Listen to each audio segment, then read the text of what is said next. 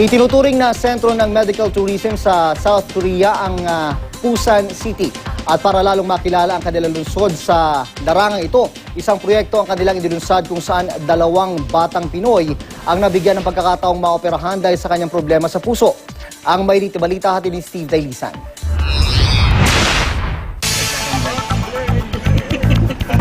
Ito ang Busan Metropolitan City, pangalawa sa pinakamalaking syudad sa South Korea. Bukod sa pagiging summer capital ng South Korea dahil sa kanilang nagagandahang white sand beach at iba pang mga pasyalan,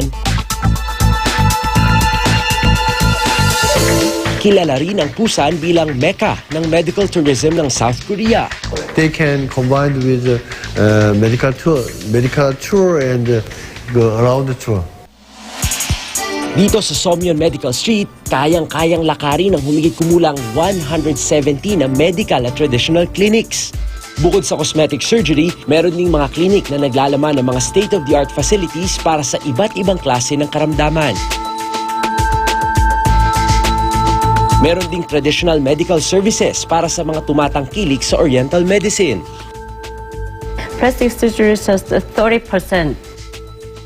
And then eye clinic, so dental clinics, and the dermatology clinic, and the Oriental clinics that we have. So we can treat all of your body.